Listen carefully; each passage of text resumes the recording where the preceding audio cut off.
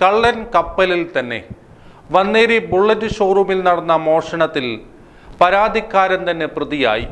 Perumpadappu Vanneri police station വളവിൽ പ്രവർത്തിക്കുന്ന royal Enfield ഷോറൂമായ mass വീൽസിലാണ് മോഷണം നടന്നത്. കഴിഞ്ഞ 26-ാം തീയതി ശനിയാഴ്ച വൈകിട്ട് 6:05 സാധാരണ പോലെ അടച്ച് ഷോറൂം തിങ്കളാഴ്ച രാവിലെ 9:05 തുറക്കാനെത്തിയപ്പോഴാണ് മോഷണ വിവരം അറിയുന്നത്. സംഭവത്തിൽ ഷോറൂമിലെ മേശയിൽ സൂക്ഷിച്ചിരുന്ന 99,751 രൂപയാണ് നഷ്ടപ്പെട്ടത്. തുടർന്ന് മാസ് വീൽ ഷോറൂം സർവീസ് സൂപ്പർവൈസറായ അശ്വിൻ കൃഷ്ണ നൽകിയ പരാതിയുടെ അടിസ്ഥാനത്തിലാണ് പോലീസ് അന്വേഷണം ആരംഭിച്ചത്. മോഷണ വിവരം പോലീസ് സ്റ്റേഷനിൽ അറിയിച്ച് പരാതി നൽകിയതും തുടർന്ന് അന്വേഷണ സംഘത്തിന് സംഭവസ്ഥലത്ത് വിശദീകരണം നൽകിയതും പ്രതിയായ അശ്വിൻ കൃഷ്ണ തന്നെയാണ്. പെരുമ്പടപ്പ് പോലീസ് ഇൻസ്പെക്ടർ CV ബിജുവിന്റെ നേതൃത്വത്തിലുള്ള അന്വേഷണ സംഘം നിരവധി CCTVകൾ പരിശോധിച്ചതിലൂടെ മറ്റു വിശദമായ അന്വേഷണത്തിനൊടുവിലാണ് പരാതിക്കാരൻ തന്നെയാണ് പ്രതിയെന്ന് കണ്ടെത്തിയത്.